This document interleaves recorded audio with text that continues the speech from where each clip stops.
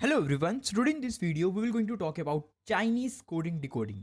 अभी तक हमने कोडिंग डिकोडिंग में अल्फ़ाबेट की प्लेस वैल्यूज़ देखे थे, फिर हमने उसके ऊपर क्वेश्चन किस तरीके से फ्रेम होते हैं, वन मार्कर क्वेश्चन वो हमने देखा था कि पैटर्न किस तरीके से बनता है, क्वेश्चन किस तरीके से फ्रेम होते हैं ऑन कोडिंग डिकोडिंग। जो नॉर्मल बेसिक कोडिंग डिकोडिंग था, फंडामेंटल्स ऑफ कोडिंग डिकोडिंग, अभी तक हमने वो देखा था। आइए अब हम आगे बढ़ते हैं और चाइनीज़ कोडिंग डिकोडिंग को डिस्कस करते हैं।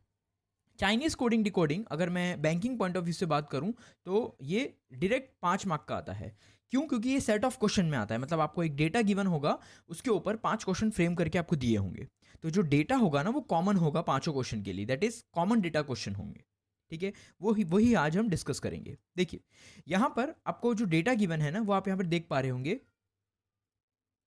वेरी लार्ज रिस्क एसोसिएटेड का कोड दे रखा है, then risk is very low का कोड दे रखा है, then is that also associated का कोड दे रखा है, इनहेरेंट रिस्क ऑल्सो डैमेजिंग का कोड दे रखा है। मतलब ये क्या है, ये जो गिवन है ना, ये डेटा गिवन है, ये पूरा डेटा गिवन है। इसके ऊपर आपको क्वेश्चन फ्रेम होंगे कि which of the following represent risk also large. Risk also large का कोड क्या होगा ये आपको बताना है। I hope you are getting my point. तो अब हम क्या करेंगे, इस डेटा का इस्तेमाल करके इस क्वेश्चन को आंसर करेंगे। तो आइए देखते हैं। देखो यहां पर क्या लिखा है, वेरी लार्ज रिस्क एसोसिएटेड। मतलब वेरी लार्ज रिस्क एसोसिएटेड जो है ना उसका कोड यहां पर दे रखा है। बट हमेशा आप ये बात ध्यान रखेंगे कि यहां पर जो फर्स्ट वर्ड है वेरी, इसका मतलब ये नहीं है कि फर्स्ट वर्ड अगर वेरी यूज हुआ है तो उसका कोड भी जो फर्स्ट यूज हुआ है वो ही होगा। ऐसा कभी भी नहीं है। ये वेरी का कोड एन यू हो भी सकता है, वेरी का कोड एन यू न हो करके टी ई आर ओ या जी आई में से कोई एक होगा। I hope you are getting my point. मतलब ये रिस्पेक्टिवली कोड गिवन नहीं है। जो वर्ड पहले यूज हो रहा है उसका कोड पहले गिवन होगा, ऐसा बिल्कुल नहीं है। वो हो सकता है पहले हो सकता है वो बाद में हो। तो देखिए वेरी लार्ज रिस्क एसोसिएटेड का कोड यहां पर दे रखा है।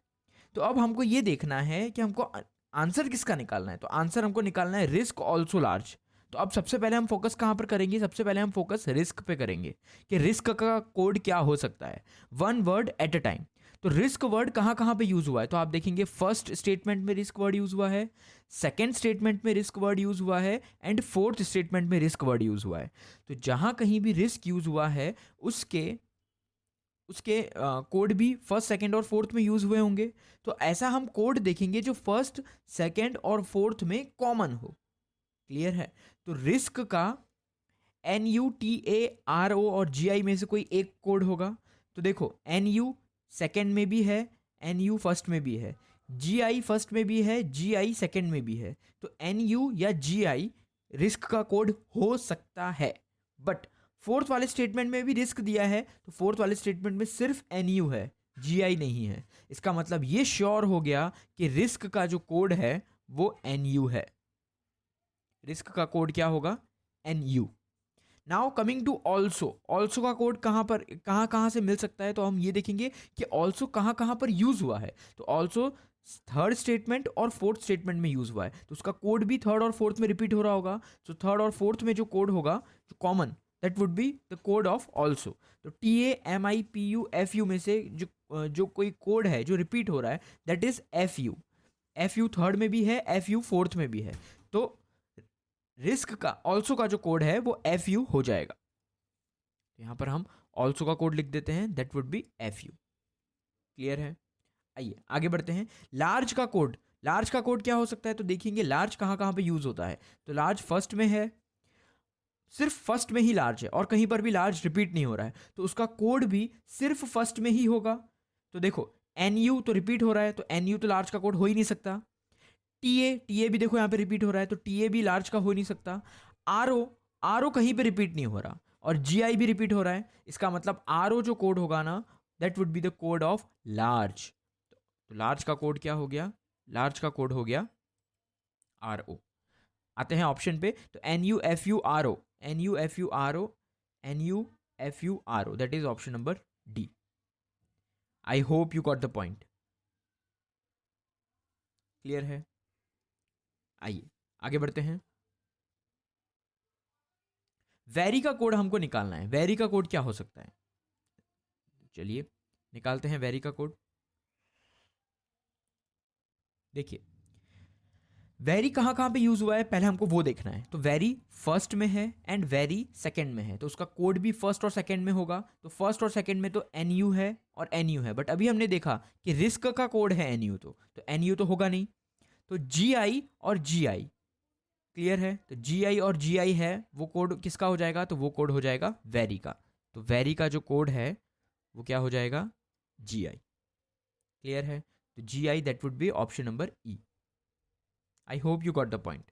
चलिए नेक्स्ट क्वेश्चन पे आते हैं। नेक्स्ट क्वेश्चन में क्या लिखा है, किसका कोड हमें चाहिए, तो हमें एसोसिएटेड का कोड चाहिए। एसोसिएटेड, तो एसोसिएटेड वर्ड जो है वो फर्स्ट में और थर्ड में यूज हो रहा है, तो इसका जो कोड होगा वो भी फर्स्ट और थर्ड में कॉमन होगा। तो देखो फर्स्ट में एन यू है, अभी देखा हमने एन यू, तो कोड रिस्क का है, तो रिस्क का तो होगा नहीं। टी ए कोड, देखो टी ए कोड फर्स्ट में भी है और थर्ड में भी है, तो ये हो सकता है। क्यों, क्योंकि अभी बाकी के और दो बाकी वो भी चेक कर लेते हैं। आर ओ कोड किसका था, तो आर ओ लार्ज का था, तो वो हो नहीं सकता। जी आई कोड अभी देखा हमने किसका है, वेरी का है, तो कौन सा कोड हो जाएगा एसोसिएटेड का, दैट वुड बी टी ए। क्यों, क्योंकि वो फर्स्ट और थर्ड में रिपीट हो रहा है, तो एसोसिएटेड का जो कोड होगा that would be T A, that is option number B.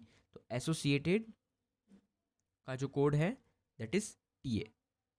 Clear है, आइए आगे बढ़ते हैं, फोर्थ क्वेश्चन पे आते हैं। What does the code D I stand for, D I किसका कोड हो सकता है।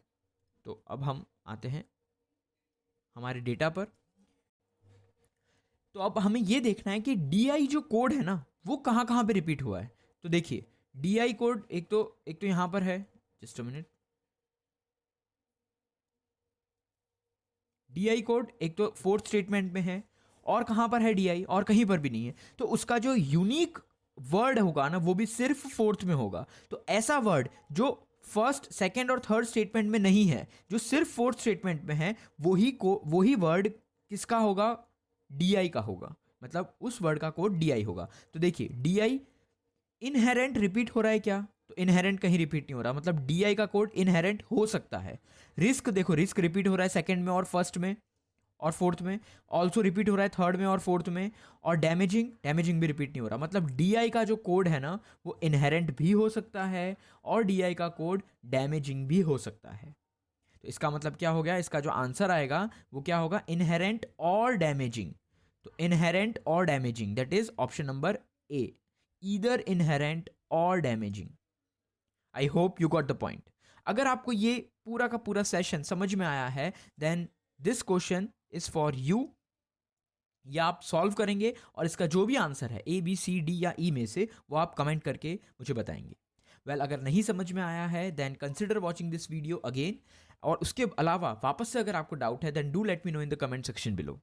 Well thanks for being here, thanks for listening to me patiently and thank you so much.